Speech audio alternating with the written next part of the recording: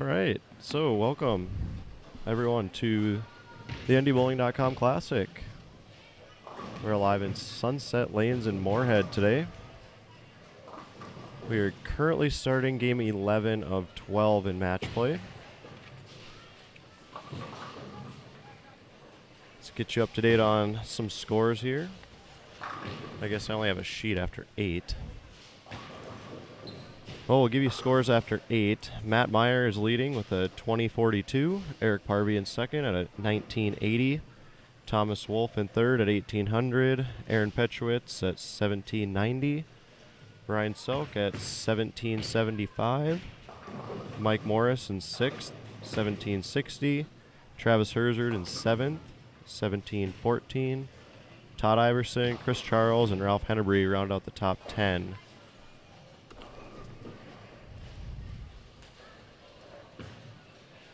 Once again, we are in the game 11 of 12. Following this game that you see here on our featured pair, we will have a position round, so we'll break for a minute. And then we'll determine our top 5.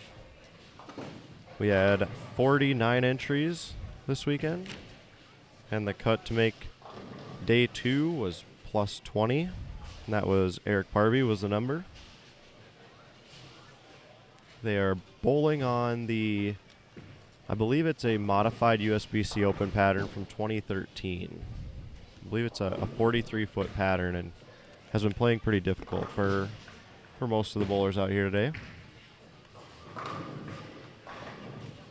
For those of you out here in our chat room already, feel free to chime in. Let me know if you have any questions. We'll be here for the duration of the event till the end.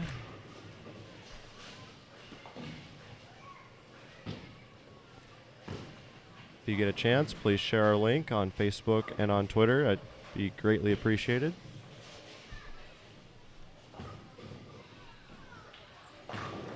Once I get a updated standing sheet here, I'll update you through game 9 or 10.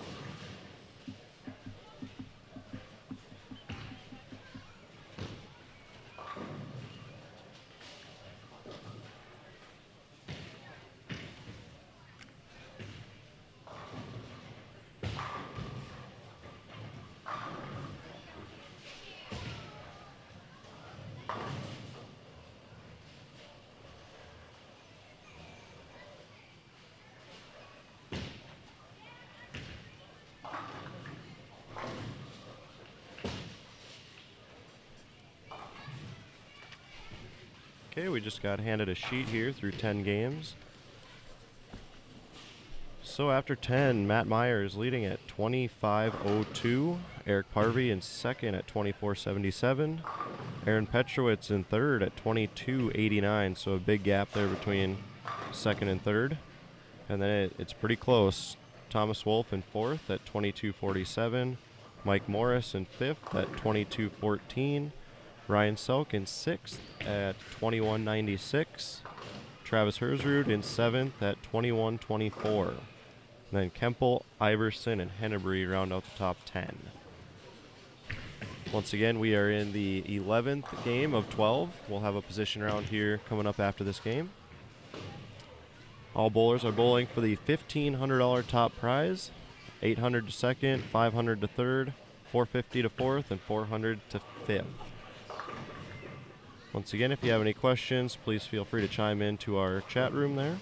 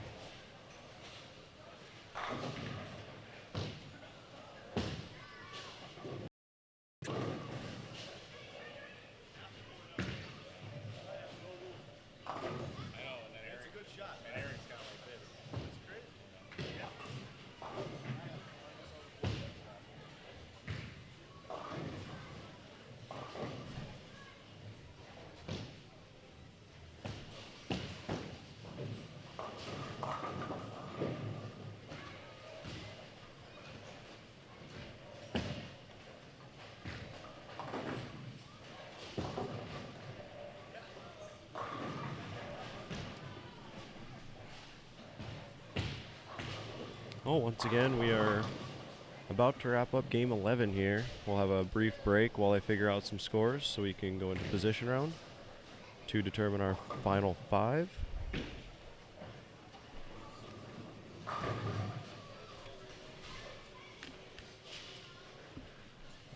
If any of you have any questions, just come into the chat room. Let me know. Go on to Twitter. Ask questions on there as well. We will be here till the end, so share our link on Facebook and on Twitter. Hit the like button down, the thumbs up below your player there. Be greatly appreciated. Hopefully, after position round is over, we can snag one of our bowlers to kind of give us some insight on what went out there today.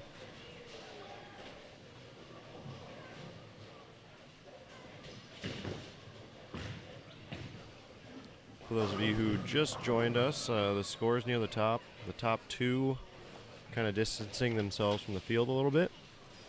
Matt Meyer and Eric Parvey are about 200 pins almost ahead of third, so those two have been pretty dominant all day. From third all the way down to 6th, 7th, 8th, they're all pretty close. So coming down to the position round, it will be exciting. We'll see who will make the show.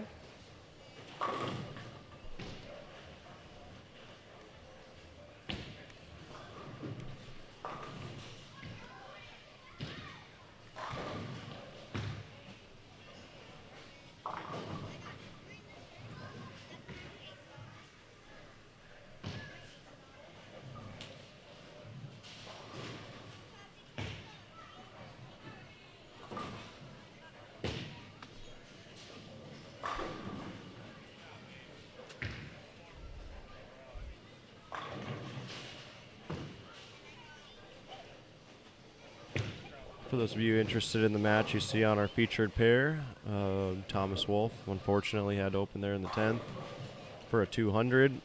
Wade Scott has 195 in the 9th with a strike there in the 10th, so Wade will win the match. Wade's currently, after 10 games, was in 15th place, so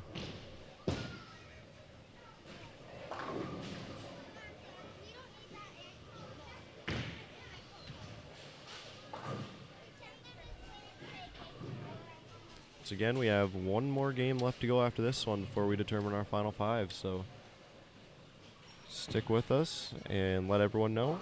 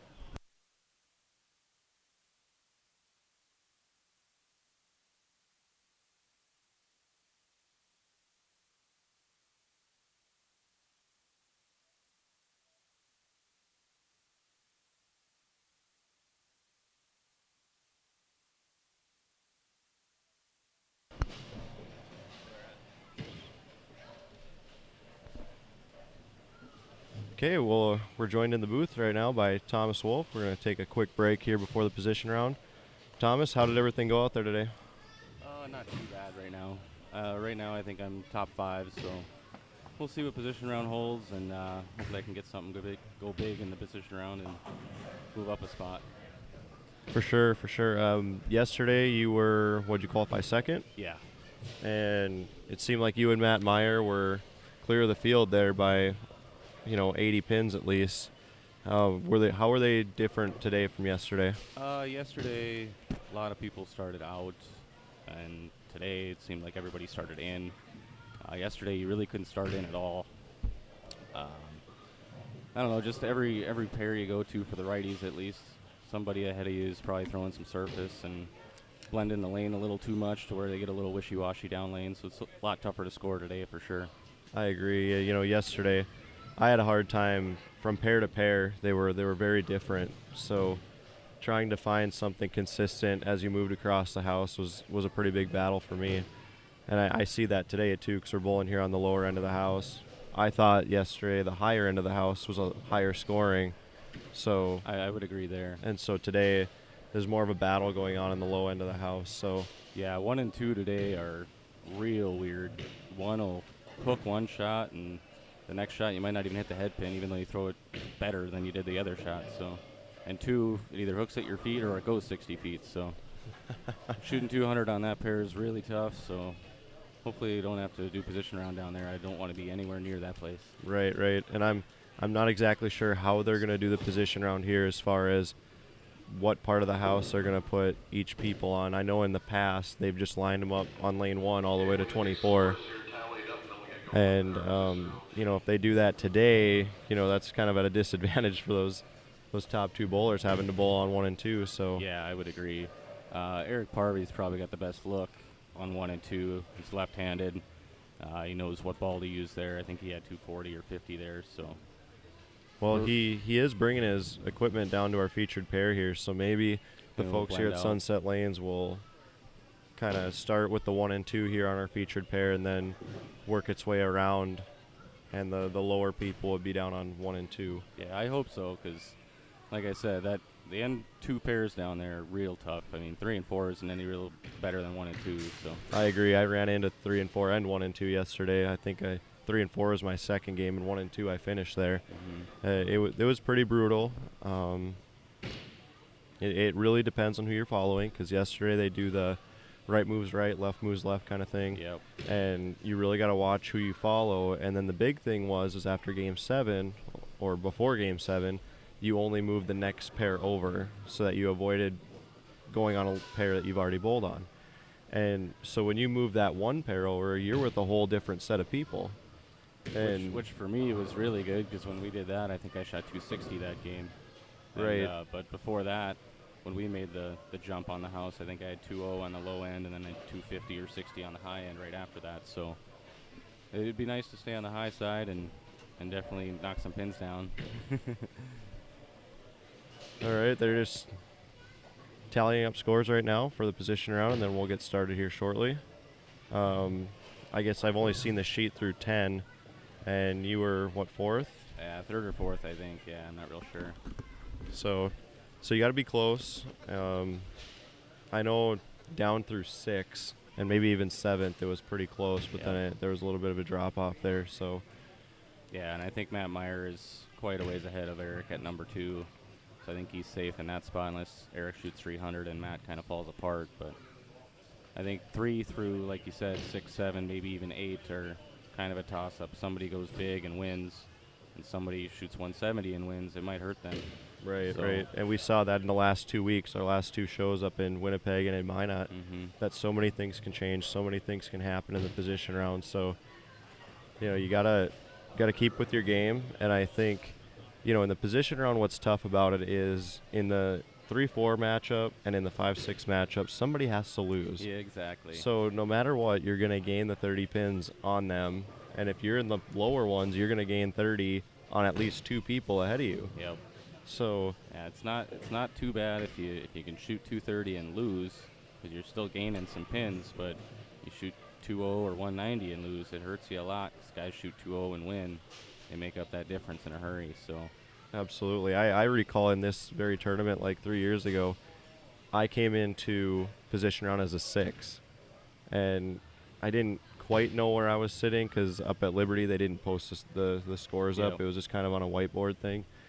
And it turns out I had to win my match, beat my guy, and then I had to get enough to stay ahead of the 4 guys below me. Yeah. And I got into the number 5 spot, but it just reminds you of how difficult position round can be and how much people can move around simply because of the bonus, and you have everyone playing each other, so somebody has to lose. Yeah, So.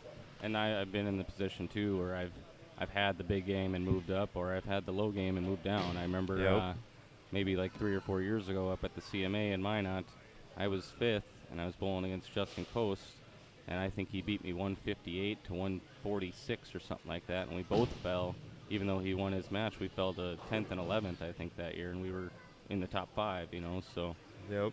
you just can't afford to have one of them low games, and hopefully, stay clean and don't get in too much trouble. Right. Count wise, 6 and 7s do hurt you a lot, and today especially because they're not easy spares. I mean, the 2-8 for the lefty or for the righties, and then the 3-9 for the lefties it's a guess on where to throw it, because you might be on a lane where you throw it right and it hooks, and you might be on another lane where you throw it to the right and it just hangs there, and you might maybe get the 8-pin as a righty or get nothing. So it's definitely a lot tougher than it was yesterday. I'm using pretty much the same equipment I used yesterday, so hopefully I can get one big one. Right. And like you said, you're going to probably be either in that 3-4 or the 5-6 match. So, I'm guessing you're going to be close to one of our featured pairs here. So we'll have to keep everyone updated on how that goes. And then we'll cut to the final 5, and maybe we'll see you on our show. I hope so. It'd be nice to win this thing, since I got second last year to Mike Schmidt, who's not here to defend his titles. So if he's watching, maybe next year you can come. Yep. Well, I think that was the buzz around the building yesterday, and everyone was waiting because he told me at the show at CMA that he'd be here, and he called and signed up, and he told me Thursday, I think, that he would be down here too. So yeah, and nobody really knows, but I personally think maybe the weather thing after what happened last year and people weren't able to get home. I got stranded in Jamestown. Yeah, I got stranded here actually. So maybe they just thought better of it because there was a lot of rain, a lot of ice out there. I'm already dreading my drive home here in the afternoon, but.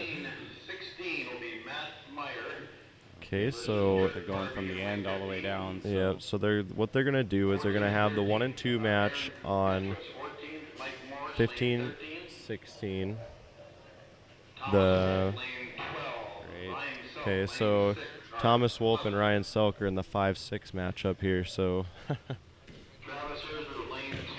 Well, at least I get the same pair I was just finished on. Hopefully I can get more than 5 on my first shot. All right, well, we'll let you go get prepared for your match here, and hopefully we'll see you on the show. I agree. Hopefully I can beat Ryan again. I know his thumb's kind of blown open, so hopefully he's not bleeding too much. Right. I'm sure it'll be a good match, so thanks for joining us. Thanks, Darren. I appreciate it.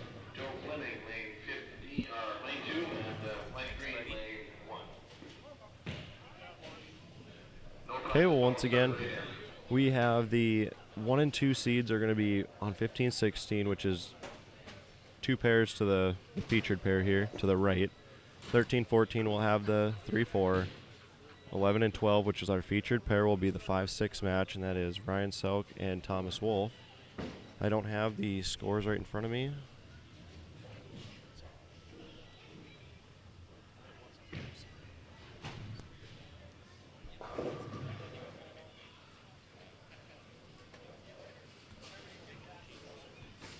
Okay, and if any of you have questions out there, just let me know.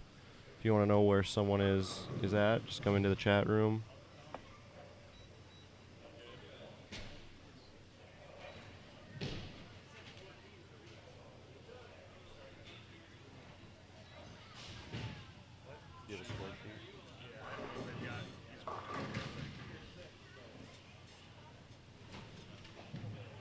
Okay, we have a score sheet here. Matt Meyer with a 27.89 is the 1. Eric Parvey, 27.23 is a 2, so 60 pin gap there. And then it goes down about 250 pins to Aaron Petrowitz in third at 24.67. Mike Morris is at 24.50. Thomas Wolf, 24.47. And Ryan Selk at 23.80. So Ryan is on the outside looking in, and he, it's about 67 pins, so he would have to beat Thomas by 37 or 38, and you know, based on his look right now, he can hardly get his hand in the ball. I think he's made cut at the last 2 tournaments in Winnipeg and in Minot, so this is his 3rd consecutive weekend of bowling, about 20 games.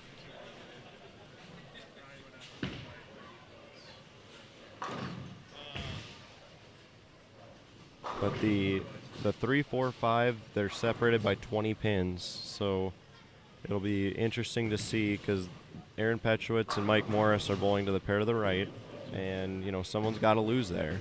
So if Thomas wins this game, he's likely to jump the loser of the 3-4 match. So quite a few things to look at. We'll keep an eye on the top seed over there. Matt Meyer currently has a 66 pin lead on Eric Parvey, so as long as there's not a huge discrepancy in the game there, I think Matt should be able to lock up that top spot.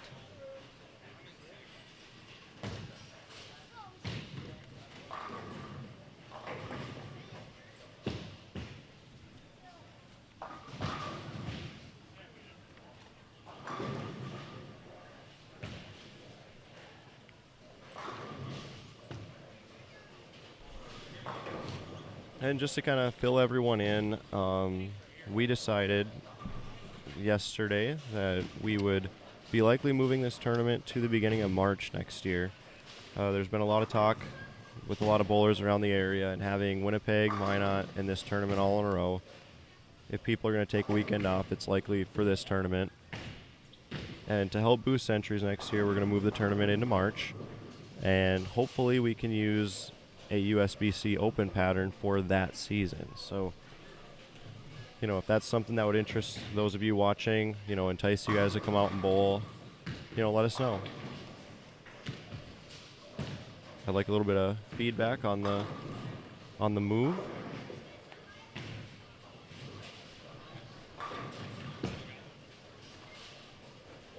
Once again, we are in position round.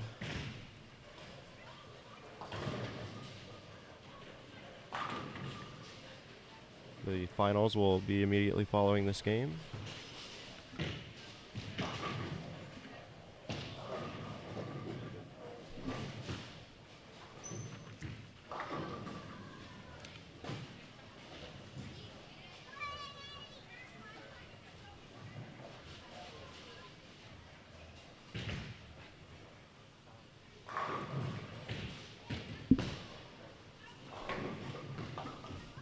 And I would like to let anyone know out there, if we have tournament directors watching along, if you would like NDBowlTV to, you know, live cast at your event, please contact me. I have my contact information on ndbowling.com. There's a link on the right-hand side of the page, and my email address is at the bottom of the page as well. So just kind of let me know if you would like NDBowlTV to be there. We could work something out.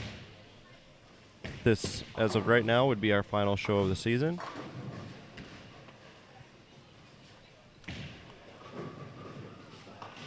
And once again, we are bowling on what they say is a modified 2013 USBC Open shot. And I think it's a 43-foot pattern is what they have it at. So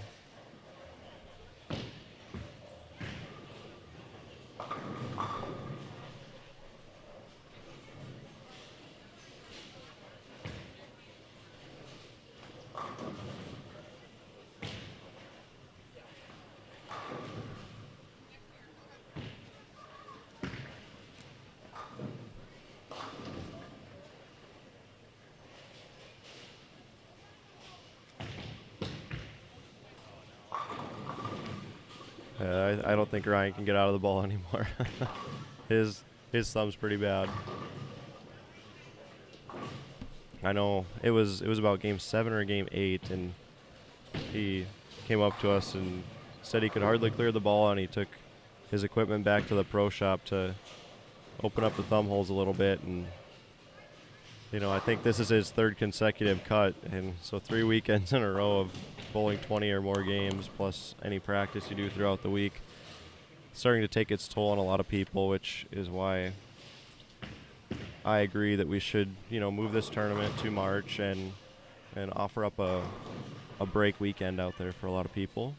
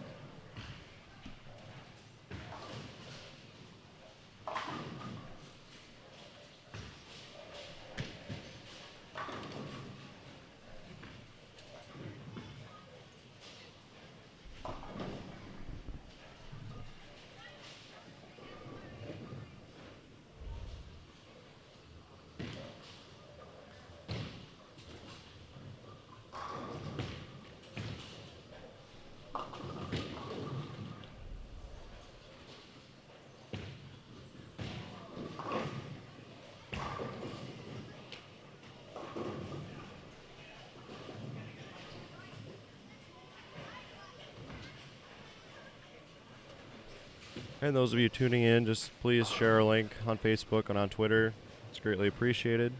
The more viewers we have, the better. If you like our show today, just give us a thumbs up down at the bottom of your player there. Also appreciated. We'll be here until the end of the tournament. We have our final 5 coming up after this game.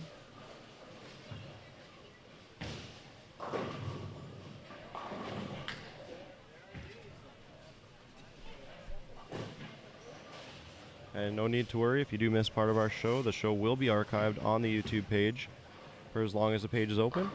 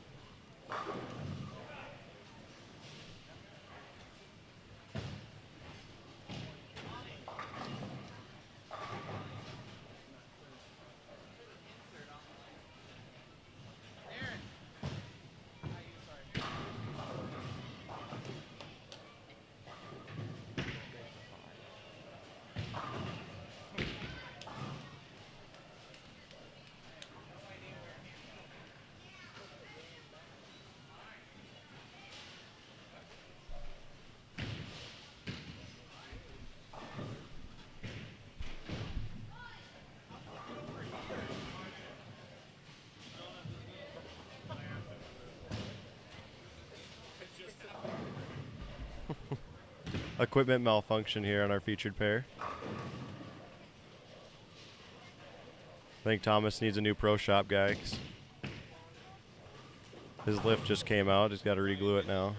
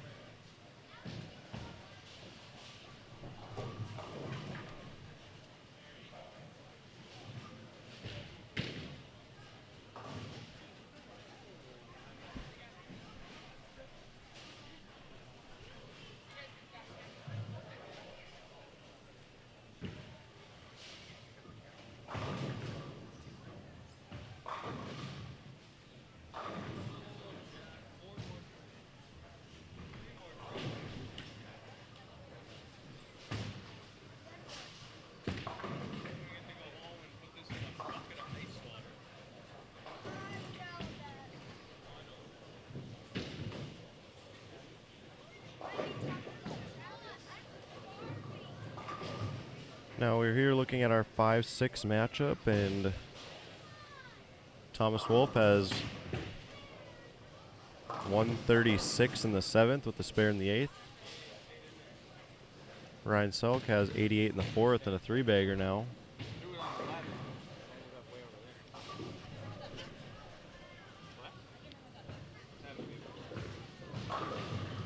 And once again, Ryan is trailing Thomas by 67, and he gets another strike there.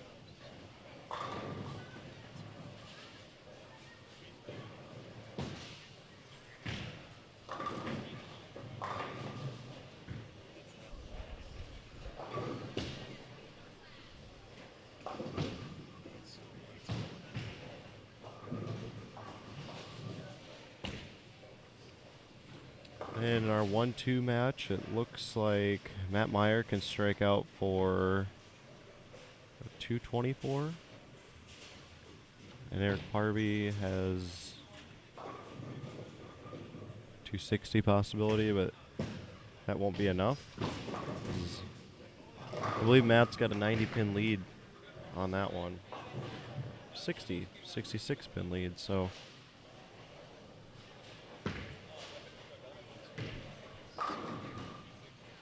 So as long as Matt strikes out there, he'll retain the 1.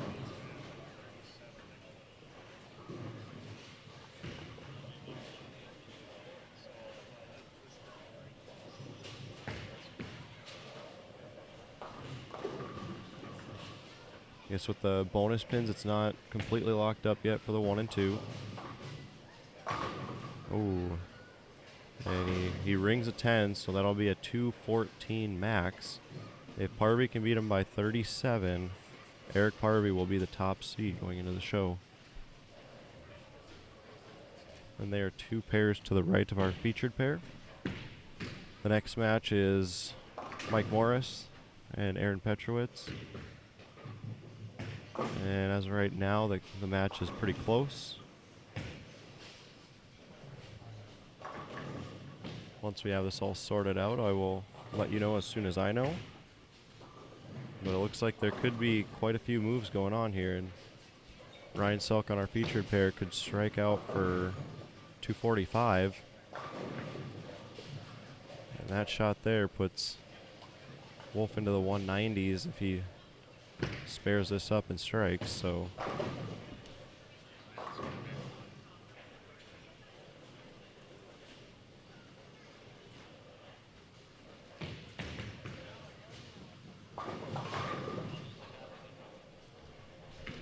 Okay, so Parby had to beat Matt Meyer by 37. A strike here for Parby would give him 245 and a 31-pin victory. So Matt Meyer will be the top seed for the show. Eric Parby will be the number 2. But after that, I really don't know. Petrowitz and Mike Morris here are both on pace for 190s. And then on our featured pair here, Wolf can strike for a 196. And Selk can go 245. So Selk has to win by 38. And that is all possible. So a lot could happen here.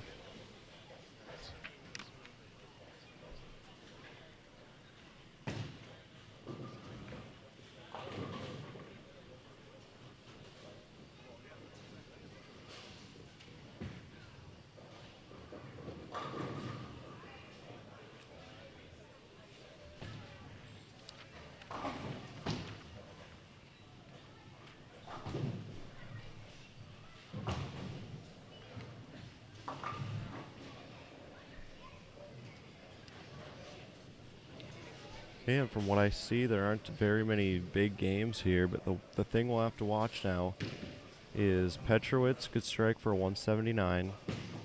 Mike Morris can strike out for 195. Big shot there by Ryan. He's now got 215 in the ninth, first strike in the 10th. He's got to win by 37, which I believe would be a 232. And he can go spare here for 235. So that'll give him a 40-pin lead. So as long as Ryan can get at least 8 pins in these next 2 shots, he will jump Thomas Wolf.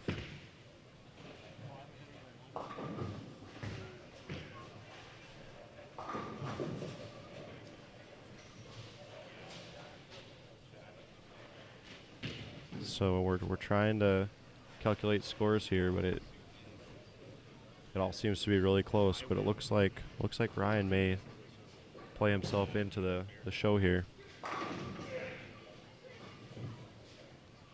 Big shot.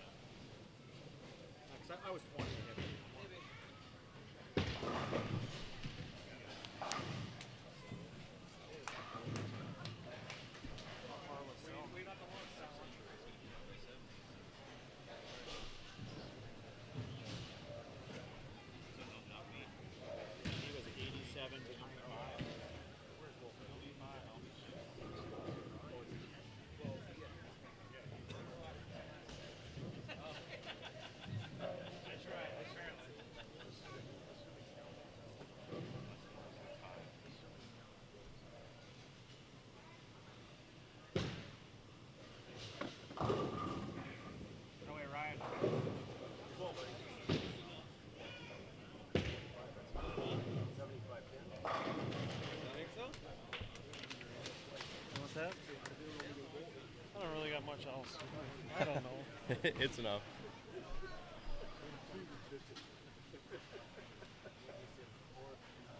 Hey, Ryan, those last 4 didn't count. You know, I only had 8 games. Okay, so we're just wrapping up position round here, and we think Ryan's in, and from what I see, it looks like Thomas Wolf could be the guy out. I think Petro got enough to stay in.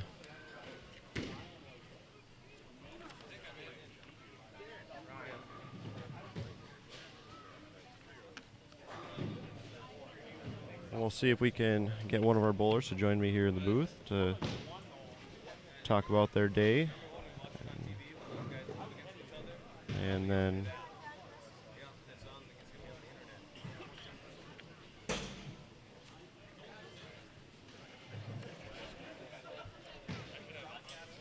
once again, please share our link. We're about to start our final 5.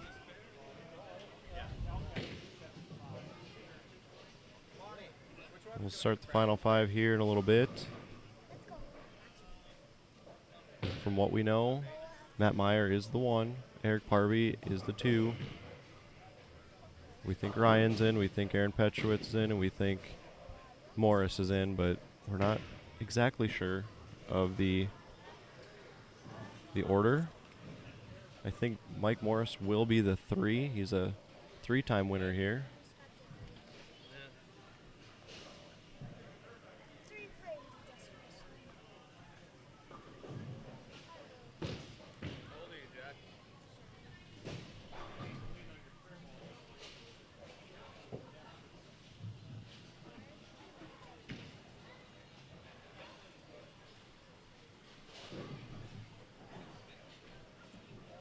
Okay, we're going to take a quick break, and we'll be back when we find out who our final 5 are.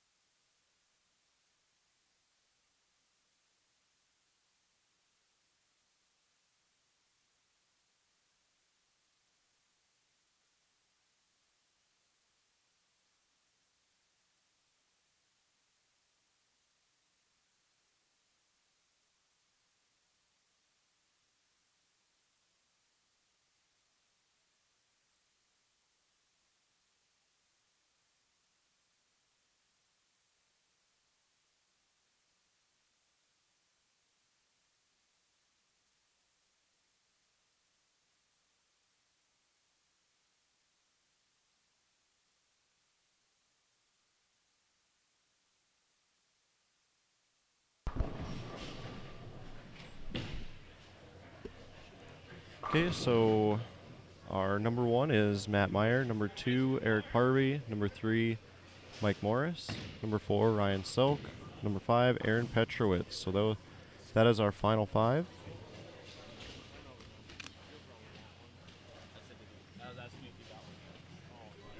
It looks like,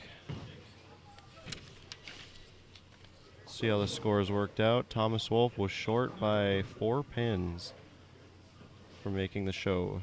So I'm sure it's not the finish that he wanted there. So now our first match is underway here. Aaron will start on the left lane.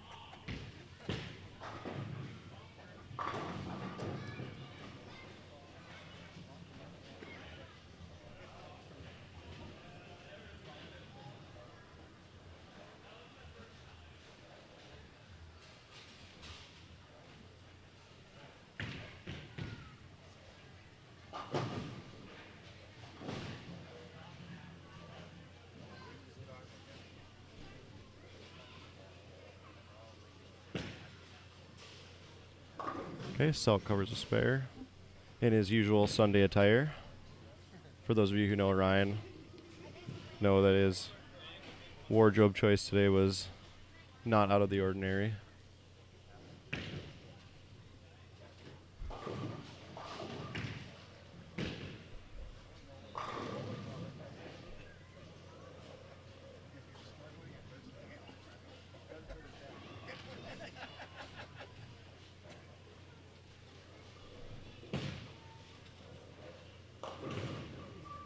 Yeah, that's what we saw a lot of this week. Sometimes a shot just gets away from you a little bit.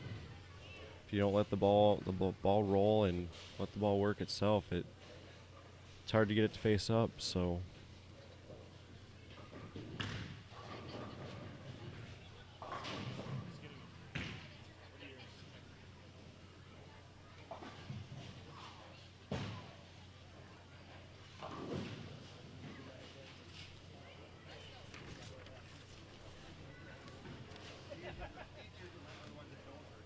I think most of you know, our NDBowling.com fans know these two guys. They bowl quite a bit of tournaments. Ryan's 32, has 2 kids, wife Brooke, 7-year-old Jackson, 5-year-old Nolan. Loves Zubas, of course.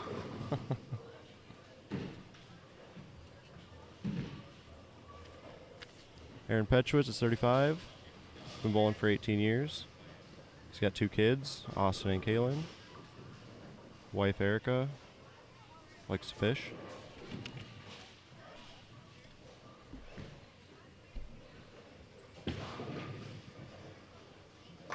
It's a good shot there by Aaron.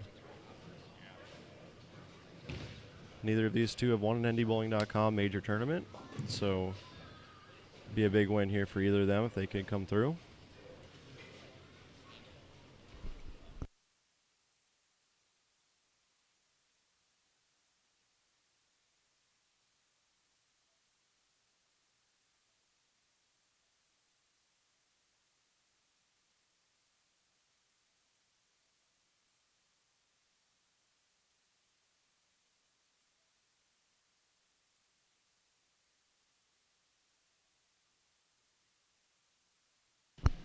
Stand right through left.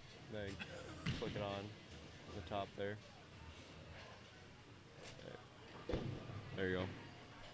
All right, well, we're joined in the booth now by former champion of this event, Travis Herud. Travis, thanks for joining us. Yeah, thanks for having me, Darren. You sound excited. Big Brooklyn there by Ryan. So how did the day go for you today? It was a little rough. Couldn't stay out of my own way. Well, at least you were bowling on day 2 because I didn't have that ability. That's right. That is 1+ for the day. Okay, Aaron Petrowitz up on lane 12 in the 4th. That's a good shot. Another good shot by Aaron. He's got a 9 spare 3-bagger now. Selk has 37 in the 2nd, working on 2 strikes. So Aaron with the early lead.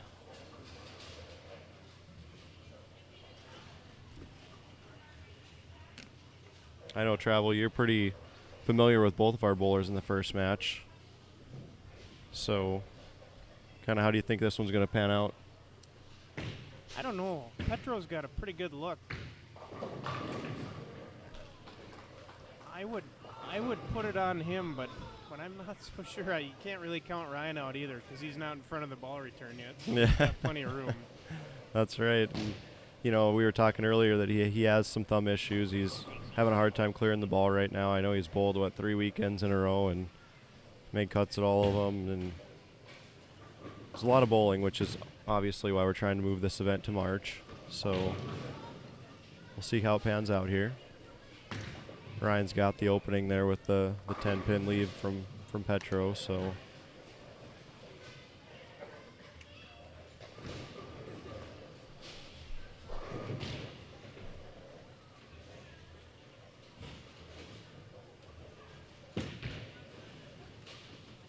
Ooh. it's a good shot by Ryan.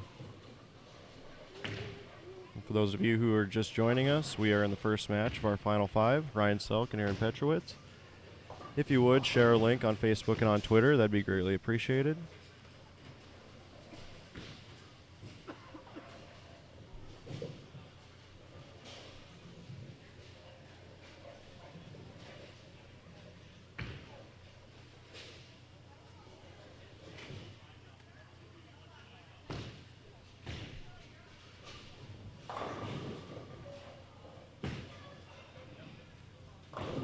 Well, he got away with one there.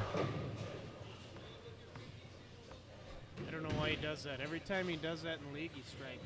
Every time. Yeah. Lets it off his hand and he complains and it strikes every time.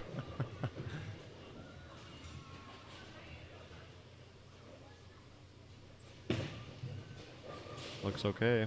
Ooh. Good shot there.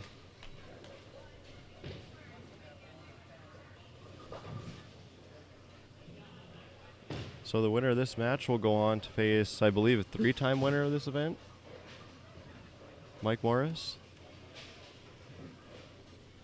I think he won 3 in 4 years, didn't he? I believe you're right. Yeah. So, good match to look at there.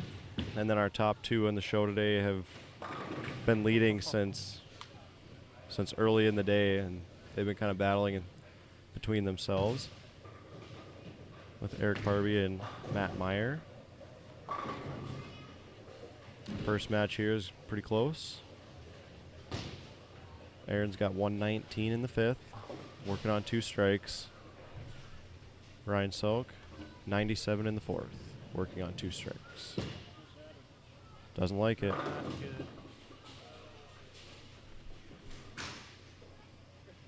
So what was the big miss out here this week? Like what was that you had the biggest problem with this pattern? If you missed right, you did that. And it didn't take much to do that either. I'm a little too much up the back. So Right. And that went for everyone. The guys who can really turn the ball and the guys that played straight. No matter what, if you missed right, you were... Yeah, you were in trouble. Yeah. And it actually made your spares even tougher. So Yeah, as we saw right there, that yep. now, yeah. Well, that puts Ryan at 152 in the 7th on the open. So you got to think he's in a must-strike situation coming up here.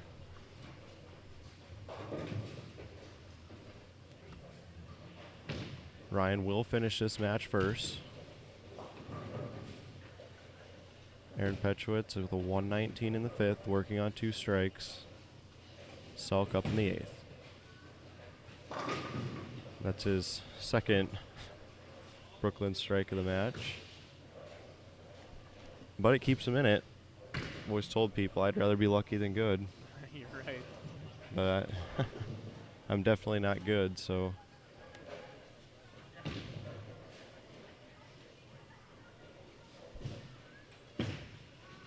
Oh, that's got a tip. Oh, good shot. So that'll give Aaron a good advantage here. He's got 149 in the sixth on 2 strikes, so a strike here pretty much gives him a commanding lead in this, Might this one. seal the deal if he flushes this one. Because Ryan can strike out for 242. Aaron would be into the 230s, 240s with the strike here. Stayed. Oh, that makes it interesting a little bit.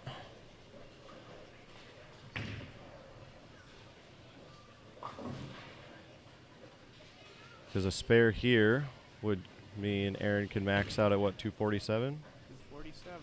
And Ryan could have 242. So Ryan could step up and make him double for sure.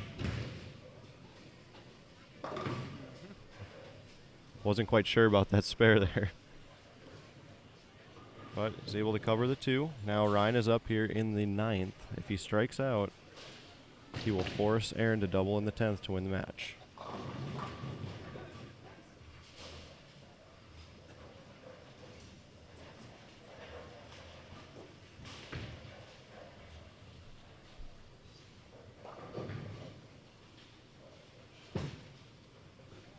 There you go. Well, I got the first one.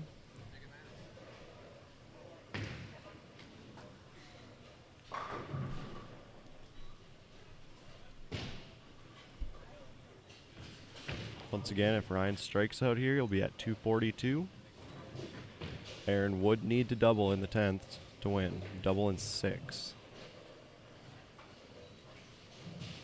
So then you also got to think about count here. You know, even if he gets the first 2 in the 10th, you got to think about count. So Needs good count, yeah.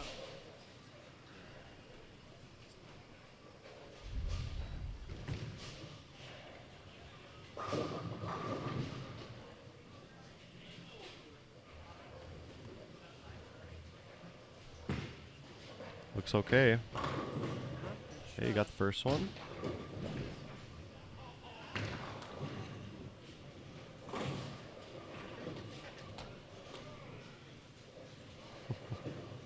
Still having problems with the thumb.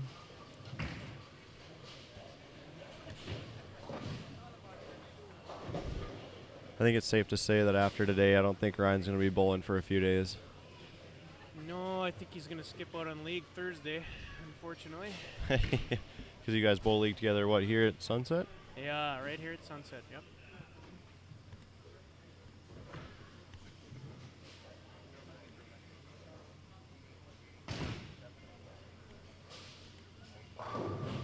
It's a big shot here. Yep, this is the one that'll make Aaron double in the 10th.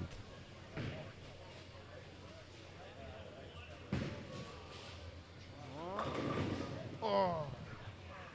And there were a couple matches that I saw Ryan bowling earlier today. And I believe you and him were bowling on 13 and 14 where he did the same thing. So I think he's left 3 or 4 of those this week. Lower sevens And are pretty common, especially today. So now with the spare here, he'll have 231. So Aaron will need a mark in the 10th and good count.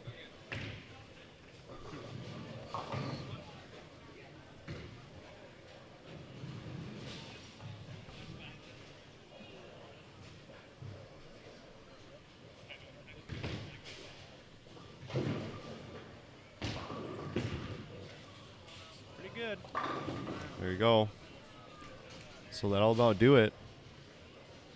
Aaron Petrowitz is already up to 227. He just needs 5 pins and 2 shots here. And he will move on to face 3-time winner of this event, Mike Morris. Definitely a guy you don't want to face on a TV show in this tournament. Yeah, even just in match play, you don't want to face him. I remember watching the old TV shows of this event back when he won 3 of 4, and it seemed like even when he got to the show and didn't have as good of a look as the other guy, he still finds a way to win. It's crazy. Yeah, Mike's a different cat. Normally he's about 3 arrows inside of where anybody else should be playing, And he has that sort of role that provides carry that no one else has. Right. And I'm sure we'll see plenty of that. So our next match will be Aaron Petrowitz and Mike Morris. Mike will take 2 shots on each lane. And we'll be underway with our second match. The winner of that match will face Eric Parvey, and then our eventual tournament leader, Matt Meyer.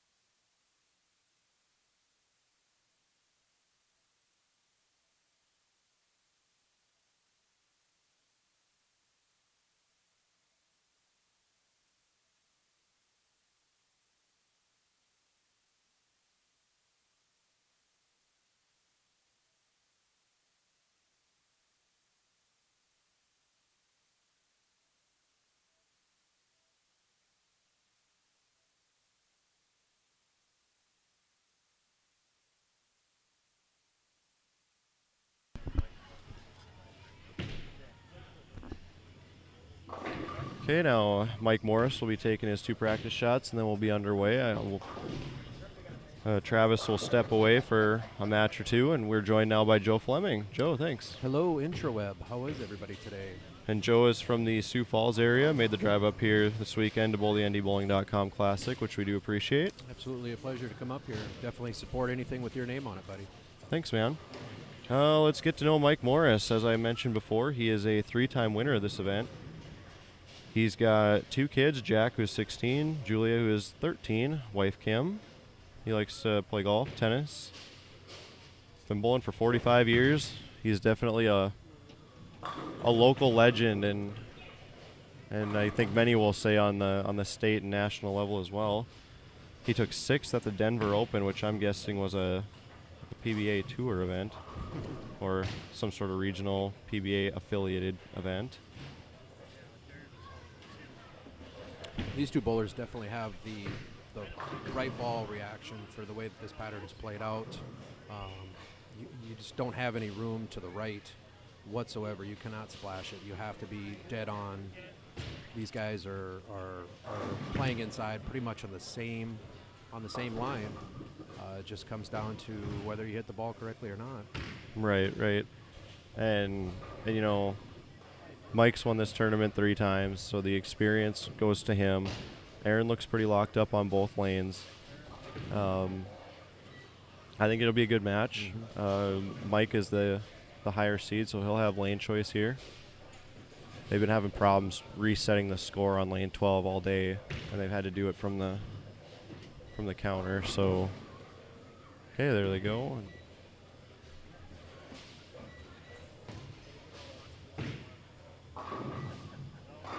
Okay, we just gotta switch some arrows around, and we'll be underway here in this match.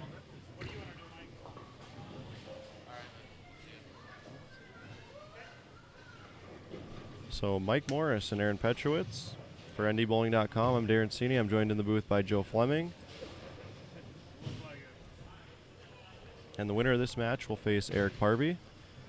And Eric does have the opportunity, if he were to win this event, to be the first person to win 3 separate NDBowling.com major titles, as no one has ever done that. And Eric has won the Winnipeg Manitoba Open, and he's won up at the CMA, so this would be his 3rd different major if he were to win today. Mike Morris up in the first. Hey. Okay, it looked like he missed target on that one a little left, right off his hand. So, and this is definitely the way that the pattern is played from about game 8 all the way through today. Obviously, with the lead, there wasn't too many bowlers like there was in qualifying yesterday, so it didn't open up until about game 8 where you could actually get inside and splash it. But most guys really only had 2 or 3 boards to play with at all. Right. So Morris starts out with an early open.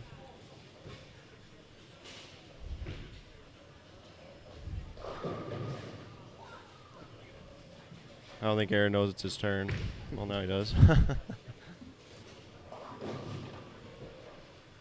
Come on, Aaron, we're live here. This isn't match play anymore.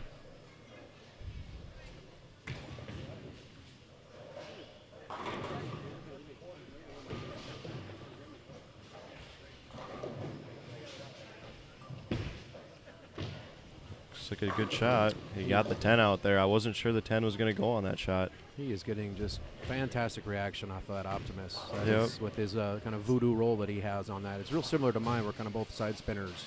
And when you're like that, you don't cover a whole lot of boards because you can't miss it right, and it just won't come back. And he is spot on right now. Absolutely spot on.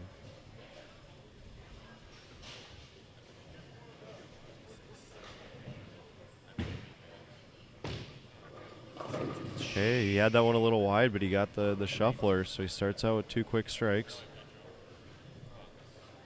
Morris now up in the second. He opened the first on a 4-6 split, which it looked like he missed, left a target off his hand. I believe he's throwing an IQ2 or Nano, isn't he? That's correct, yep. And I think with as much experience as Mike does have, an early open isn't going to shake him. I'm sure he's been through many of these types of matches where he's been down early. Once again, I thought that one was left a target, but he got away with one. There's a lot of loving in those 4 pins in this house. It's the first time I've come up here and bowled, and it's a very nice facility, and it's a very nice house. But the 4 pins are definitely generous. I got lots of kicks on the 4s today. So. And I would like to mention that you were, what, 5 for 5 on 2, 4, 8, 10s today? Yeah. Who does that? I think USBC's actually come up to verify that. I don't know if I get an award for that, but No, they quit doing awards, remember? darn it, no fridge magnet. So Mike Morris up in the third now, working on a strike. That one looks, but that's the shot he likes to play. It looks left to target off his hand, but he likes to just float the ball right of center, and then just roll up to the pocket. And so now early open for Mike, working on 2 strikes. Aaron now up in the third. And there's Mike showing his experience, coming right back with a double off that open.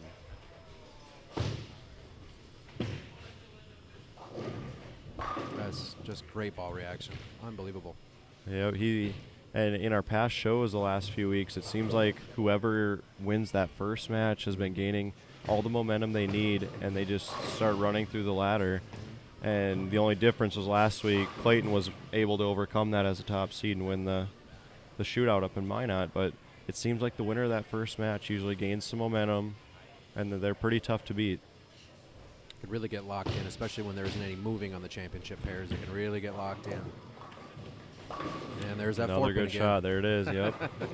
So Aaron with 4 quick strikes out of the gate. Mike Morris with an open in the first, 2 strikes, up now in the fourth, trailing by 21.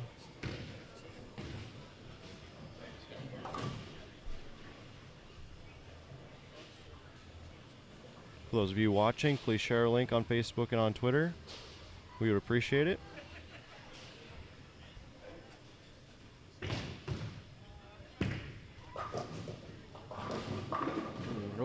Oh.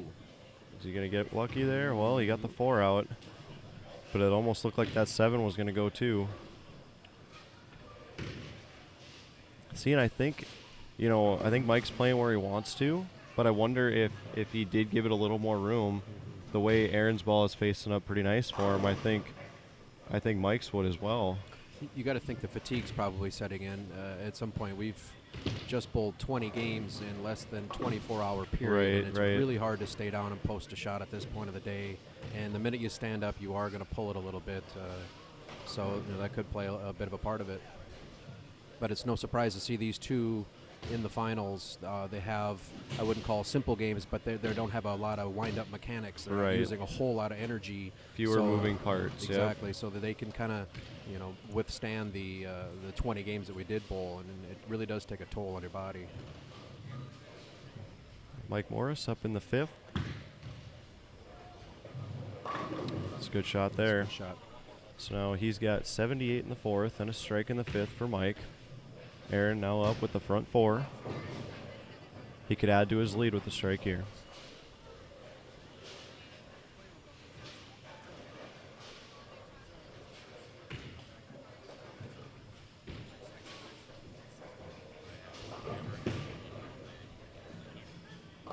Got that one a little wide. He was lucky to get the 8 out. So leaving the 10 pin here. As you can see right there, what we're talking about is that he probably pushed that out maybe a board or two to the right, and it just, even with the ball reaction that he does have, it just doesn't have a chance to come back. Right, and what I've noticed with this pattern is, you know, even though you miss by a board or two at the arrows, the way the pattern sets up, it's a big miss down lane, and it looks a lot worse than, you know, a board miss. So now Aaron here has 109 in the fourth with a spare in the fifth. This is definitely something different from a lot of the two-day tournaments that we see around the area with this much oil. Generally, centers are going to shorter patterns, less volume patterns, just making them flatter, so that's a little bit tougher that way. But it's been a while since we've actually bowled on oil that's held up all weekend. Right, yep. And the surface helps a lot, too.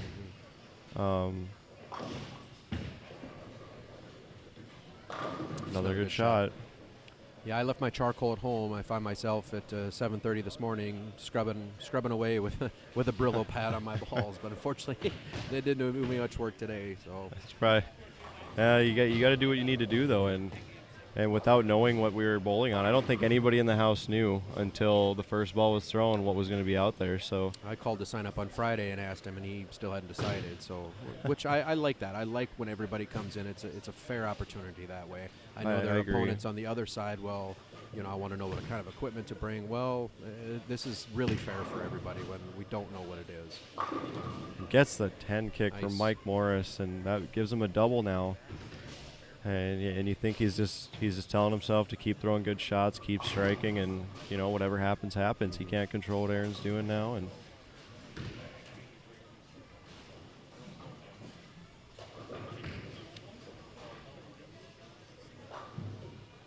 at this point, you're just wanting that adrenaline to kick in enough to keep your blood flowing, get up to the line, make the right shot, follow through, stay down.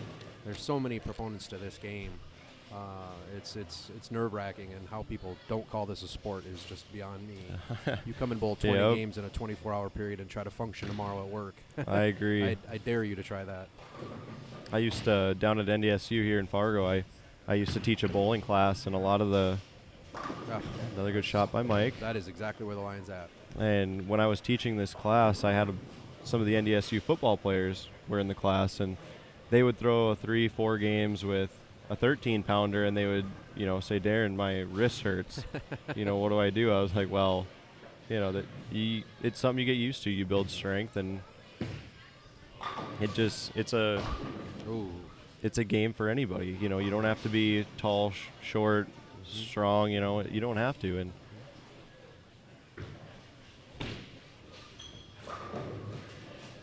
so Aaron really stood up at the line on that one. And you could see he just crossed over. He really didn't have much of a chance. So this isn't an easy spare either with the pattern that's out there. You gotta, because he's got the 9 pin back there. For those of you, he's not going to get a whole lot of flip in the back in order to kick the sleeper out. And if he doesn't convert here, this is a big opening for Mike. It's got to flip. It's too far right. And that's the thing with this pattern, and you see it on everybody else's shot. You miss right, it's not going to recover. And you know, having that 9 pin back there on that spare made it that much tougher.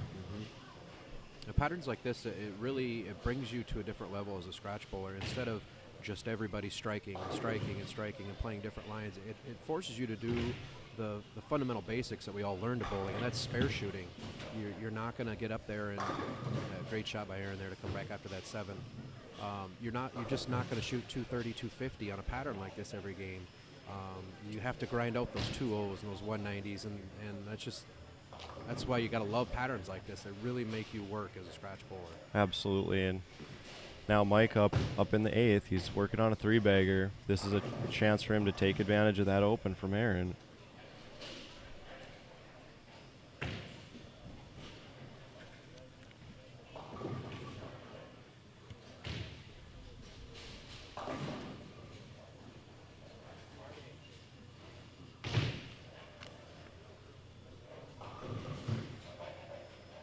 big shot here.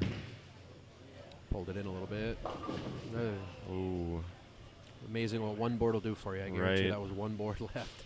So the Greek Church is left standing for Mike Morris. Gives it right back to him.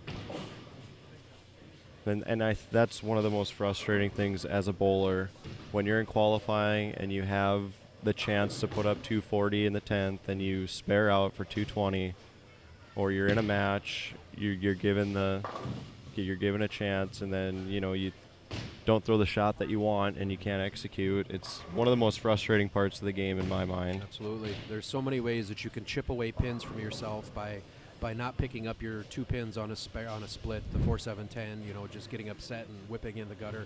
Those 2 pins, I can't tell you how many cuts I've missed by 1, 2, 5 pins. Right. And yep. you think back to, just picking up an extra pin here or there really makes a huge difference. Yeah, it was 2 years ago at the CMA. I was the number by a pin. Oh. And I remember many shots in that day. Pushing forward And with he the 2 gets pin. the 2 kick out for Mike. So a strike in the foundation frame for Mike Morris. He's got 159 in the 8th. Aaron can pretty much lock this one up here. He finishes first.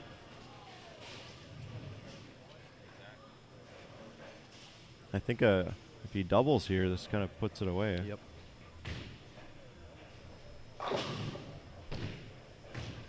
He can max out at 245. That's better off of his hand. See the ball reaction just right on. That's Much just better nice. shot by Aaron there, yep.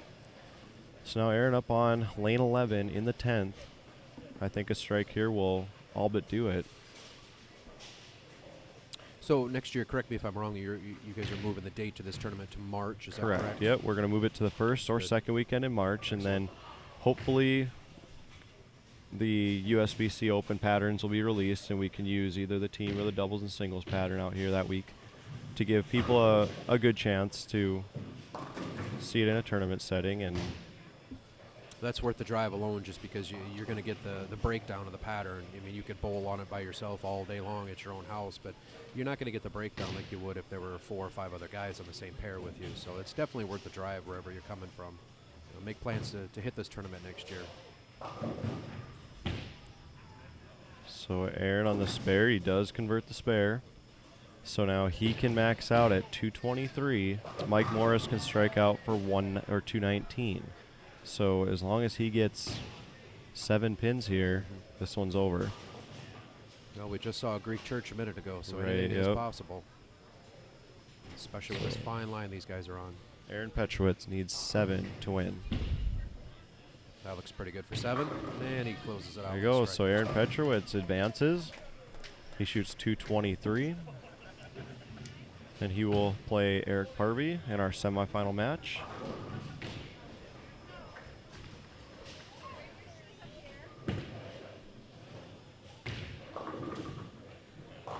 Really good day of bowling from Mike. I bowled him earlier in the day when he was kind of struggling. He was just the oil. There's too much oil for his ball reaction to get it in, and I think once it really opened up, he took advantage the way that he can. I mean, that's why he is a legend in this area and in the sport of bowling, period, around in our upper Midwest. Yeah, and he's a 3-time champion here at the NDBowling.com Classic. So, and I believe he's won in Manitoba as well. So Wow. he's a 4-time major winner, and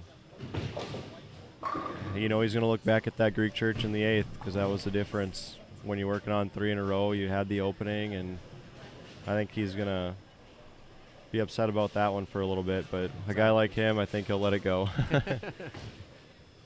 To kind of reiterate something Clayton had said last week after he won, obviously we are coming out here to do this for money, but the prestige to win, the will to win, the competition level is the reason that I keep coming back. Money's nice, but money gets spent. Trophies kind of sit out here. I guarantee it. Eric wants to win very bad here. Yeah, and like we mentioned earlier, if Parby were to prevail and win this tournament, he would be the first ever to win 3 separate NDBowling.com major events, and I'm pretty sure he's in the field in 2 weeks at the KFYR, and he'd have a chance at the Grand Slam. So a big moment for him. He was in the final of the KFYR last year and lost to Ryan Sandvik, so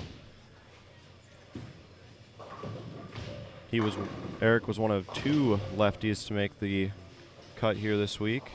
Wade Scott was the other. It just looks like the way the day started, Eric has that look out on the gutter that he likes to play, and he's just been killing him ever since. And him and Matt Meyer kind of ran away a little bit today. They were about 200 clear of the field. 1 and 2 were. That's the biggest thing about a 2-day tournament is it really is such a grind. You have to come out with a really good attitude because you're just, not only are you physically tired, but eventually you're going to get mentally tired, and you're going to start relaxing on shots when you know you shouldn't, becoming lazy. And so it really is just a grind out here. For you have to get a good start. And generally those guys that are the good starts, winning their matches, getting the bonus pins, are the ones that you're going to see here in the top 4. You who don't know him, he is 28, hometown is Fargo. One of his most memorable bowling moments was being named the all-tournament team at the Intercollegiate Team Championships. He's married to wife Shannon, has 1 son, Owen. And once again, he's a 2-time major winner of the CMA Shootout and the Manitoba Open, which have all happened in the last 4 years. So definitely one of the nicest guys you'll ever meet as well. Absolutely, and I know Eric loves to win the majors, and arguably he's won the 2 toughest ones. But when it comes to, this is the tournament in his backyard. So, and when he was up in Grand Forks, this tournament used to be a split house thing where they would do qualifying in Grand Forks and here and then meet. So I know he wants to win this one just for the sake of how close it is to home, and he grew up watching it. So Aaron Petrowitz starting here in the first on lane 11. I think this is going to be the match of the day here. I really think Eric, you may think he has an advantage, but remember, he is the only lefty, well, the second lefty, but I know Wade was a lot more inside than what Eric has been playing all day. Eric's been playing the twig all day, and that can be an advantage, but it can also be your worst enemy as well.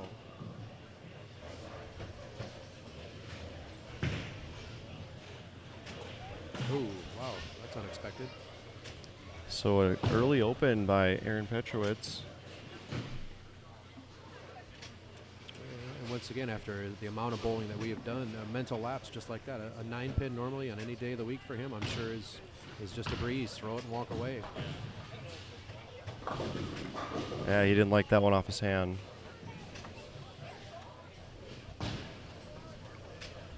Looks like he kind of pulled up at the line there, and I can speak a little bit for Eric because him and I are kind of in the same weight class. It's a little bit it's a bit challenging for us big boys bowling this many games. Knees and elbows and everything starts hurting quite a bit. So Right. You really got to bear down.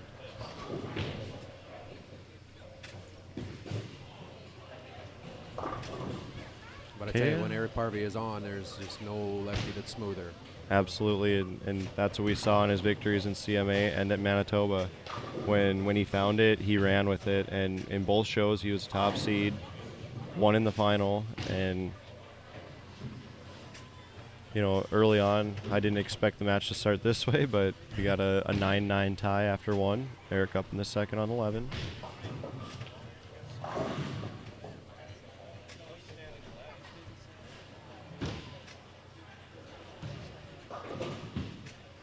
That's better off his hand.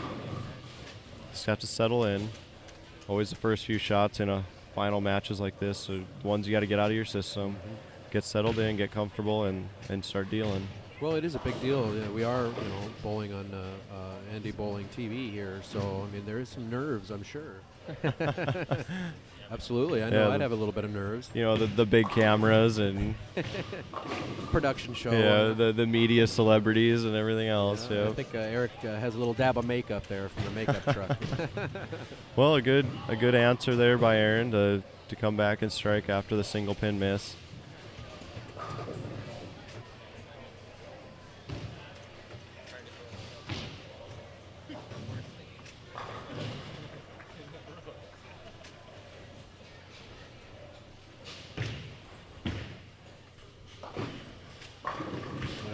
Got that in just a little bit. Like just didn't face up for him like the other ones were. So now how much do you think about this one after you miss a single pin? Just a couple frames ago. Absolutely, it's got to be going through your mind. A 9-pin conversion is much easier than I would say a 10-pin. It looks like he's right on it there. Okay, so a spare in the third for Aaron, and he's got 29 in the second. Eric up now to try to take the lead.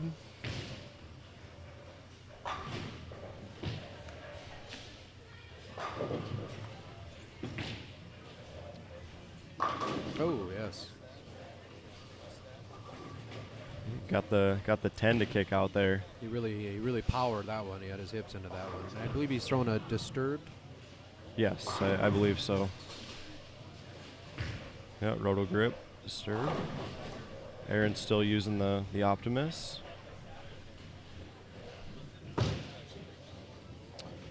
Whoever comes out of this match is definitely going to have their hands full with the #1 seed. Matt has really just owned these lanes all weekend. He has matched up. He's had the right ball in his hands. Great shot by Eric. That's a nice turkey. And he looks dialed in now. And like you were saying about Matt, he from the get-go, I think he had a big game 1 of qualifying yesterday, and he never looked back. And a very powerful bowler. He kind of overpowers the pattern a little bit, and he doesn't do too much with the bowling ball, but he does enough. He likes to play the tight lines, and just he puts 10 back, and that's what he does. He's a very quiet assassin, is like I like to call him. Nice shot. Good shot by Aaron. And now he's got to figure out lane 11, because he went high and left the 9-pin in the first, and then the last ball on 11, it didn't quite face up like he wanted to. Left the soft 10. So let's see if Aaron can make the adjustment here and stay in this match.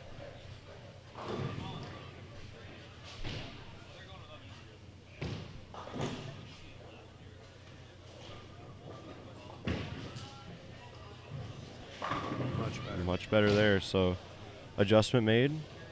Aaron now has a double in the 4th and 5th, 49 in the 3rd. Looks like he really softened up his hand on that shot to make sure that the ball was going to go through and kick that 10 out. Eric now up in the 5th. He's got a 9 in the 1st and a 3-bagger.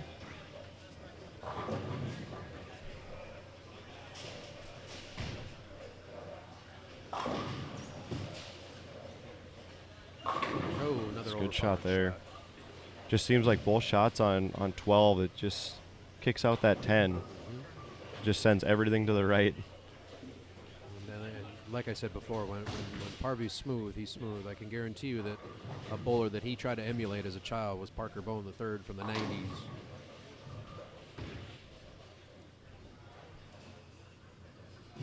And this is where Eric really gets locked in. When he's got a good look, you talk to him outside of bowling, and he's kind of the comic of the group, but you get him in a setting like this, and he's locked in right now. He wants to take you down. Nice shot.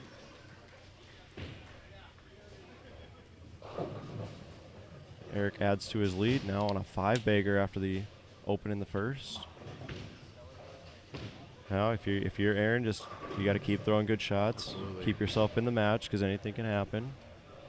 And he's by no means out of it right now. Shot looks okay. Nice. Great shot there. Fell off to the right, but he hit his mark right on where it's supposed to be. So now Aaron up in the 7th. He's got 3 in a row. 49 in the 3rd. Trailing by 20.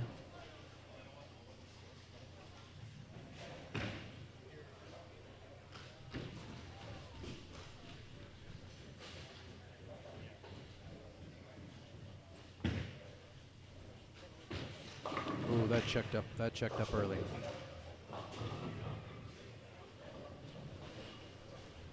And you were talking in that last shot he threw over there that he got soft with it to make sure it faced up. Makes you wonder if he got a little too soft on that shot. Yeah, I think so. And the ball read early. He just pulled it through the zone just a little too quick. So he covers a spare. He's got 127 in the 6th. Eric can add to his lead here.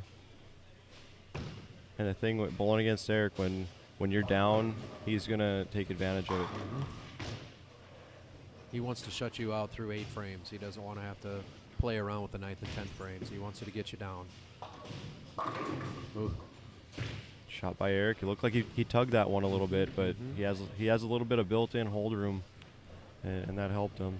The benefits of being only one of two lefties here is your pattern's probably going to play the same most all day, especially when the other lefty was much more inside than what he wanted to play all day. Which is going to provide Eric with some hold room, and so it works to his advantage. For sure. Absolutely. Yep. So a strike here for Eric.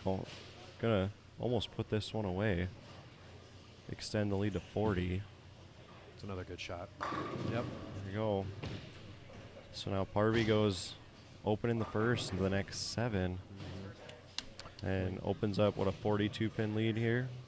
So, this is definitely to his advantage, being one of only two lefties, but I guarantee there's been many tournaments that he's gone to with the same scenario that hasn't worked out in his favor. If he doesn't click onto the line, if he doesn't have the right ball, sometimes it's just not your day. Nice shot by Aaron. Hey, good shot. Aaron can max out in the 230s. Eric is still, on pace for the 50s. Can shoot a max 279.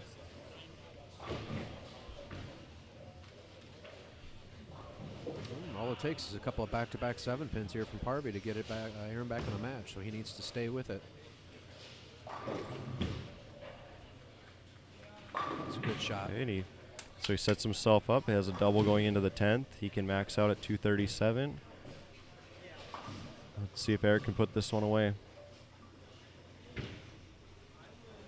Yeah, all it takes is, an open, and this game turns around. I think we've all seen a pocket 7-10s many in our lives. So. Yep, I even had a couple yesterday.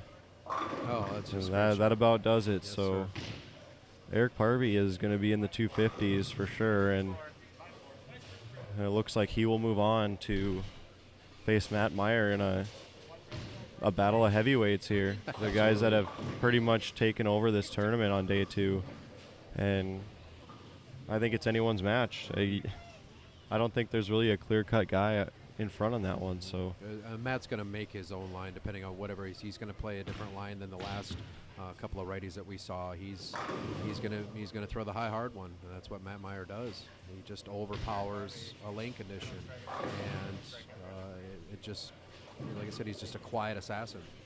He's not an energetic, he's not an emotional kind of guy, but he wants to beat you, and that's what he wants to do.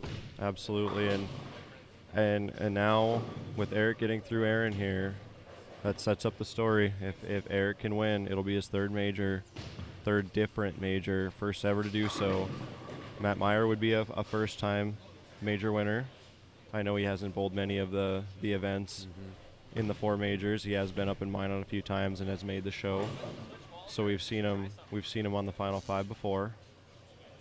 His first time here on NDBowlTV. I think we're setting up here for a really exciting title match. So everybody sitting at home, please share the link. Get it out there. We need as many people watching this as possible. Darren is just doing a wonderful thing for our bowling up here in the Upper Midwest, and we need to see him in more houses and more tournaments, and that's where we want him. I've already talked to him about coming down to Sioux Falls next year for the tournament that I host in November, and I would love to see something done, because more people would love to know what we do. They hear the stories, they see the score sheets, but to actually see it live as it's happening, the shots, the emotions, everything.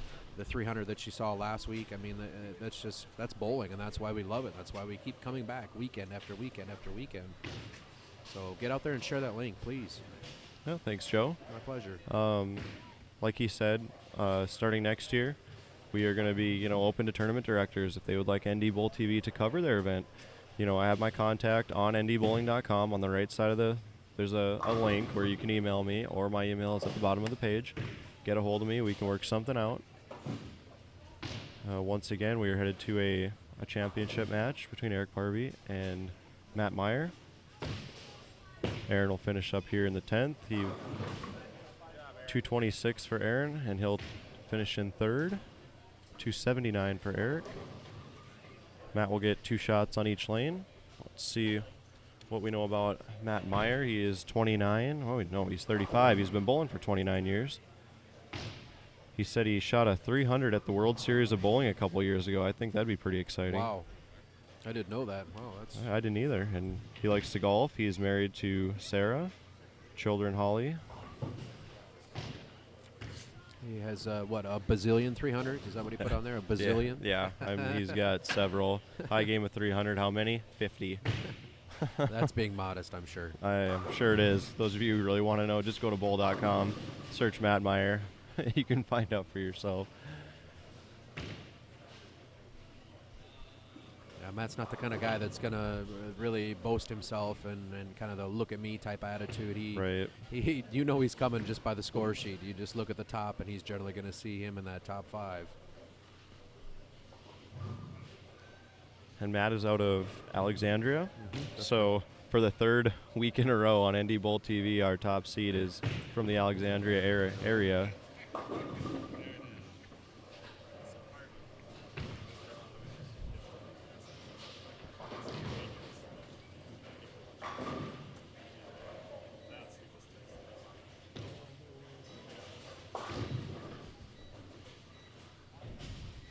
I think this is going to be a good match here. I think hopefully Matt can line up real nice. He's throwing a different ball than what I seen him earlier. He was throwing a crux for most of the day yesterday and today, and he was just unbelievable with that ball. So once again, it's Matt Meyer and Eric Parby in the final. Matt will get his couple shots finished up here, and then he'll have choice of lane. As Joe was saying, he's throwing a crux. He doesn't look, in these shots, he doesn't look comfortable, but he's just kind of testing the waters, finding where he's got area. Looks like he's throwing is it an Optimus now? He was throwing the crux earlier today. Yeah, this one's the Optimist now, yep. Must have liked what the ball reaction that Aaron had.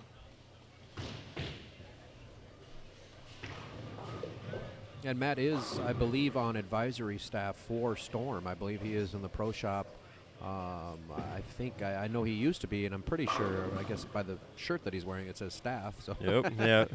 I'm pretty sure he is. And then the guy that joined us on the show earlier, Travis Herud, he was one of the staff members too. So got a few staffers out here this week.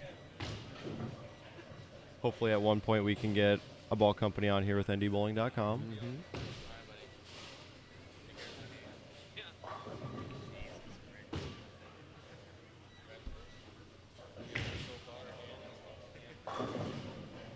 Well, here we go. We're underway. Looks like Matt will start on the left lane.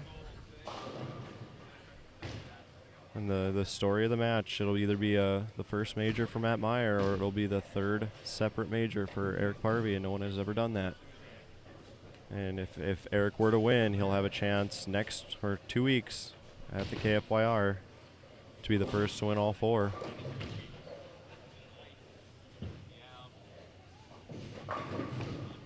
Oh, Tim Burr. Very Late nice. trip of the 10. So early strike for Matt Meyer. He's going to have to, with him playing in like that, he's going to have to watch his speed, because as you saw in that shot there, it was a little bit flat. That's why the 10 kind of took its time getting down there. So he's going to have to maybe tone it down just a hair.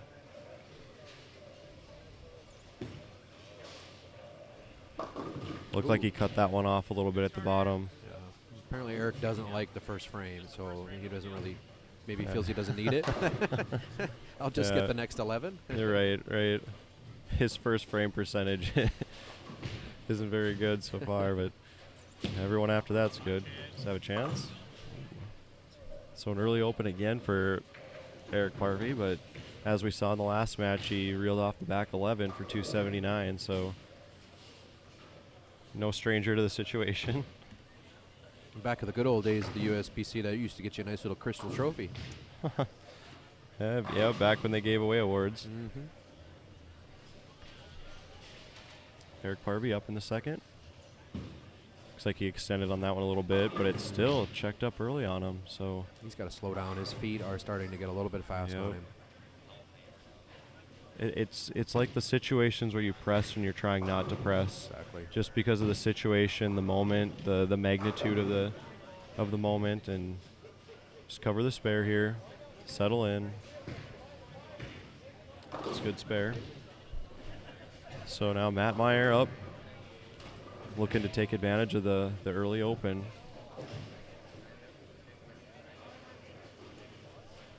And Matt is a big advocate of the shoe sock. After every shot. Every yes, shot. Every shot. Yep. I don't think he's ever taken a step outside of the ball rack without a shoe sock on. So. Oh, wow. Oh, 4 goes down. That's the kind of power that I'm talking about with Matt's Right. game. Normally, one of those pins wouldn't even be there, but he hit the pin so hard that the 4 and the 10 just froze. But good thing for him, the 4 actually fell. Yep. Early break for Meyer. Let's see if he can cover the spare, take advantage of it. It's one of the more accurate guys that I've seen bowl around this area. So he's just powerful, very accurate. And honestly, his entire family are just chock full of great bowlers. And Clayton Moore is Matt's brother-in-law. He married Mindy, which is Matt's sister. So it's just a powerhouse family of bowling there. Well, it makes you wonder what's in the water after these last 3 weeks on NDBowlTV. So. Oh, there's the speed again. And the 5 and he comes out. trips the 5. Unbelievable. He's really going to have to soften up here if he wants to get in that pocket right.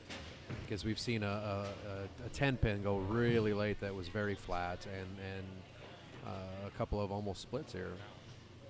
And even yesterday, I threw shots. If I did not let the ball roll and let the ball work, I even left a 5-7. And you got to, like Thomas was telling me earlier, you got to roll the ball and not throw it, especially on this pattern. So flat patterns like this, you definitely need the ball to roll on its own in order to get that pin action. Otherwise, everything's going to go straight back instead of doing what it's supposed to do. So now Parvey up here in the 3rd. Oh, not a good shot. Looks like he slipped a little bit on that one. Like his footing wasn't in the right spot. So is that a result of a little fast? Absolutely. You can tell that he is pressing. He wants to win this championship. He wants to do it in front of his peers. This is his backyard, like you said, and he's pressing right now, and he needs to just relax. Yep. He needs to get back into that light swing like he had last game. Just let it flow. So Eric now with 33 in the 3rd.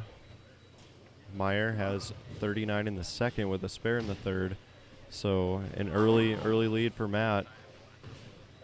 This is by no means over. If Eric can correct himself here, Matt really doesn't have the greatest of looks right now. He doesn't have that entry angle with that optimist like Aaron had last match. You know, as you've seen the nice roll into the pocket, Matt's really trying to force it in there. I think a strike here would go a long way for Eric, for him to settle in.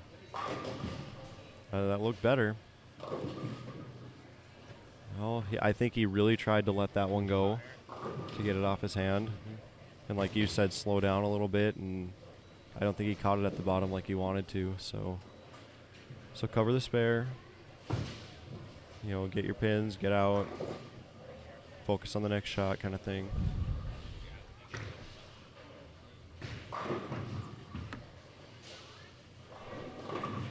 Okay, and he covers both. So with a spare in the 4th, he's got 33 in the 3rd. Meyer can add to his lead here.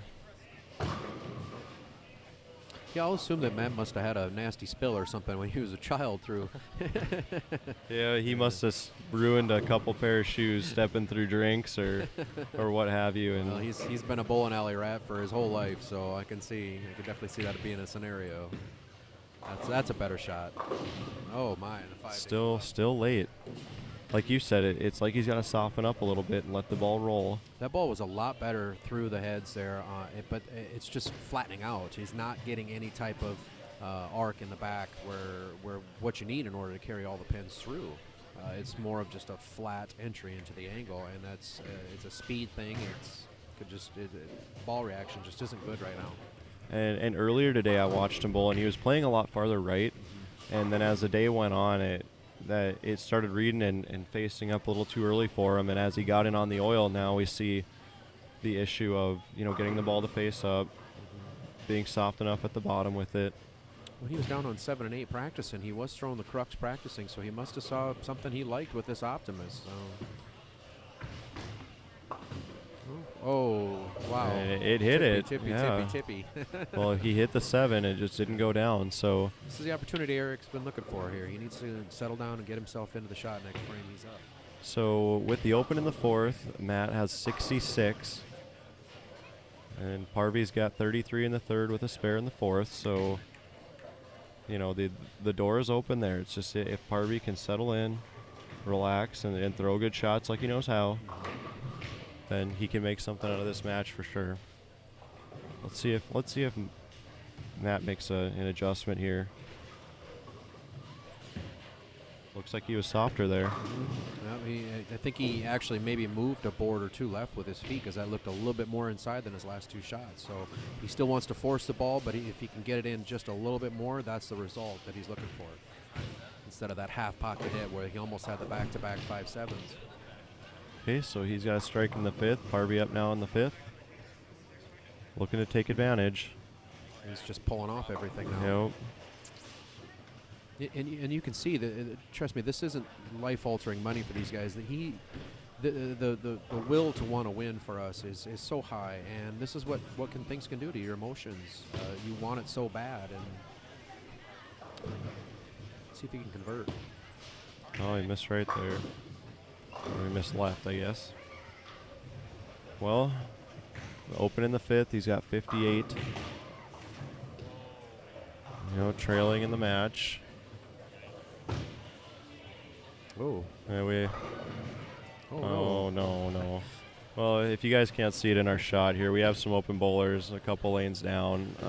Please stay on your feet, sir. Yeah, a lady fell, and then I believe it's her husband went out on the lane. So they put on the foul light, you know, don't cross the line for a reason. So you watching at home, don't just stay behind the line. Better that's shot a lot there. Better shot. Hey, maybe that's what he needed to loosen him up over there. And, you know, Right. nobody got hurt, thankfully, but that was kind of a funny situation. So, and maybe that's what he needed, just to loosen him up a little bit. Right. It's like a shooter in basketball. You just got to see one go in, gain some confidence, relax a little bit. But he's at the mercy of Matt Meyer here. You know, he's trailing in the match. Matt's got the double or the strike up there in the 5th. He can add to his lead here.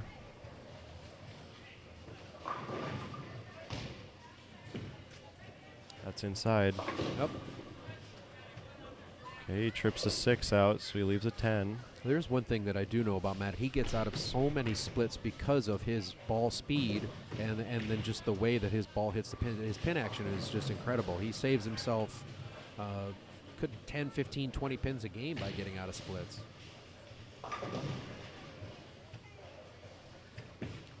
Okay, he converts a spare. He's got 86 in the 5th. Parvy's got 58 in the 5th.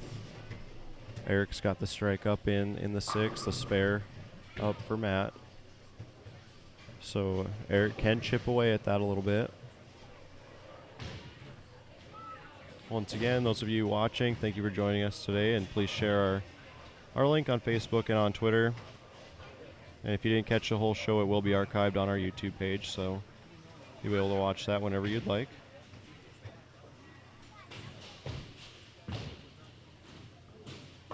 Good shot, man. Yeah, good shot there by Matt. Looks like he's kind of dialed in on that left lane now. This is the key shot right here. This is going to dictate where this match goes.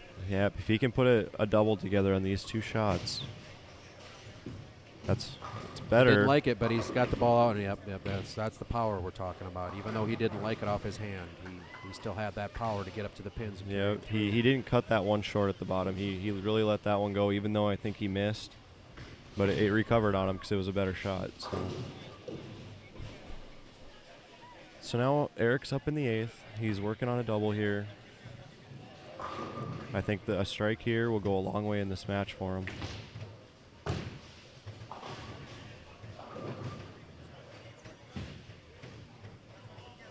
Much better, much go. better. You could Good tell by his shot, body Eric. language on that one.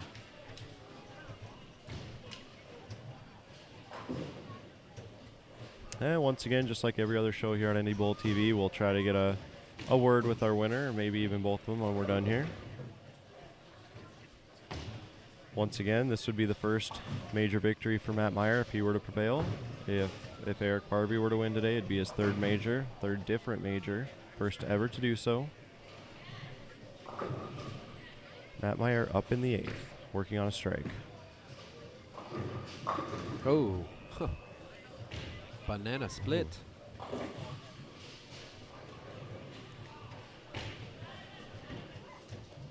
So Eric's got 88 up in the 6th. Meyer has 106 up in the 6th, both working on doubles. This is a big shot here for Meyer to pretty much, keep the ball in his court the rest of the way. Because Eric will finish first.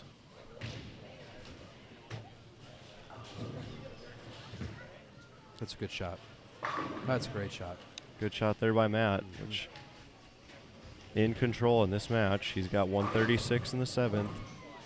If you're Eric, you just gotta throw 4 good shots here and just post a score, make them think about it.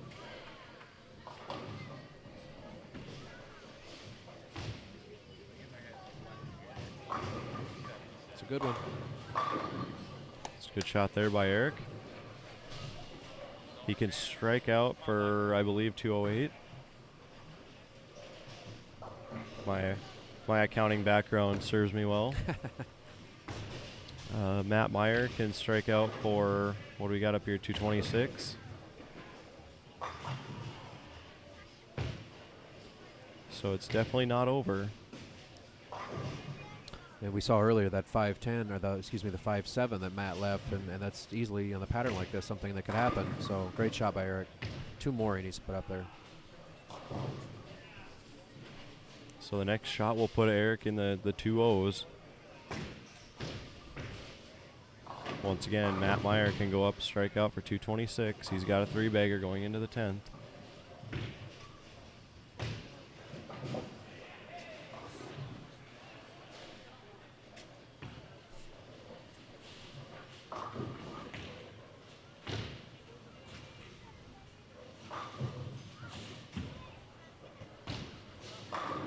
There you go, good Nice. shot by Eric.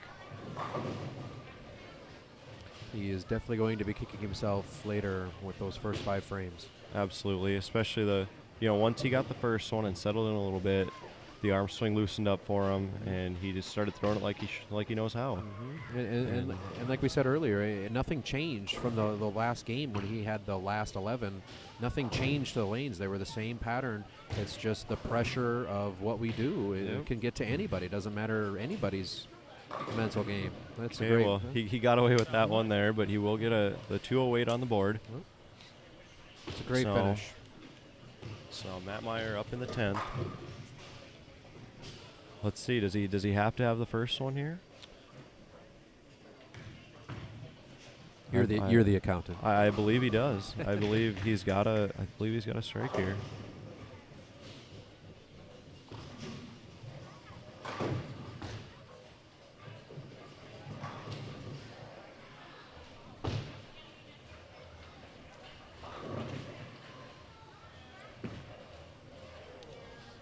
Stayed for seat. There was that same reaction. He almost left that 5-7 7 again. pin. 85. And that'll do it. That's going to do it. Eric's Eric gonna win. Parvey is the NDBowling.com Classic champion. Unbelievable. This is exactly what we were talking about. Anything can happen. Wow. And we will get a word with Eric here in a minute. And that just shows you the resolve, though. When you have 58 in the 5th and you post the back 7, and all it comes down is to pin carry, and that's all it was for Matt Meyer. That's unbelievable for Eric to really bear down after that start. I mean, he looked like 2 totally different bowlers. So congratulations to both these guys. They bowled well. So everybody that made this top 5, they bowled very well on a very, very challenging pattern. So the final score, Eric Parvey 208, Matt Meyer 205. And I'd like to thank you, Joe, for joining me these last few matches. My pleasure. I'm going to have to kick you out so we can get a word with our winner. I just want to thank you again for everything that you're doing for us. And I like to think that I have a pretty big mouth, so I'll be shouting to the heavens about NDBowling.com. You can count on that. So And I appreciate it. Thanks, Joe. Safe travels home. Yep, thank you.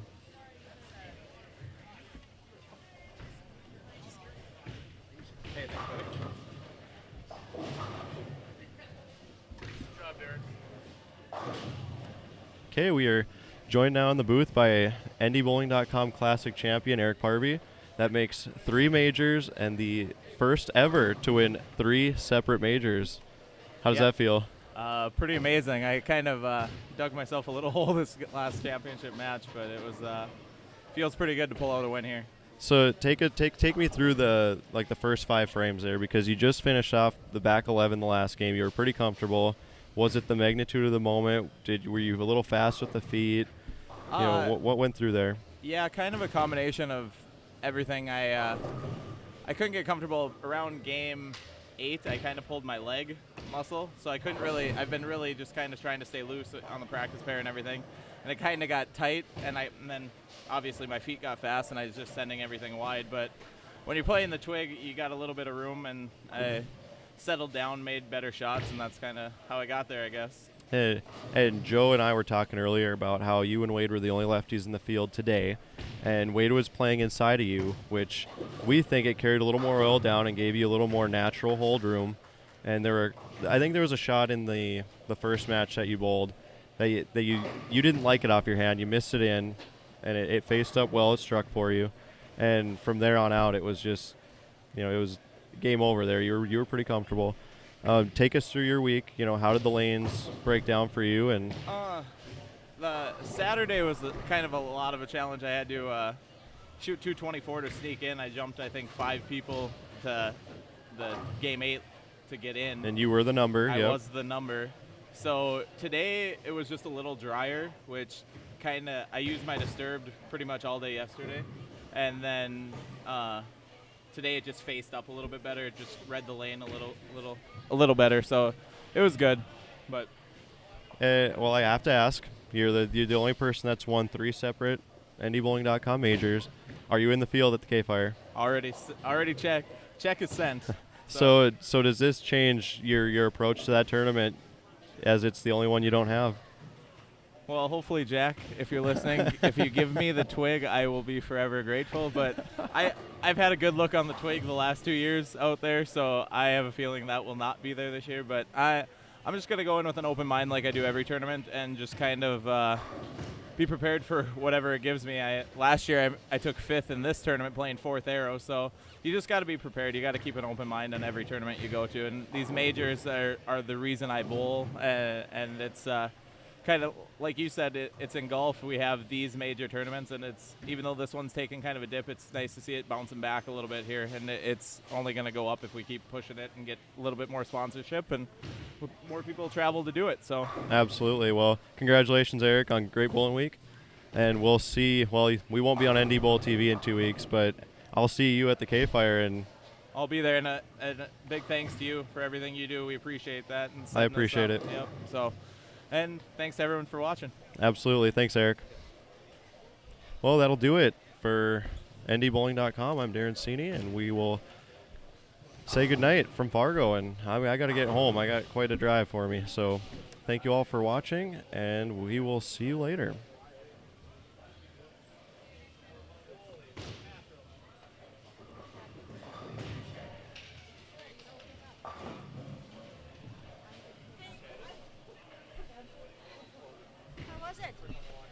Good. Was there a lot of chatting going on? No. No?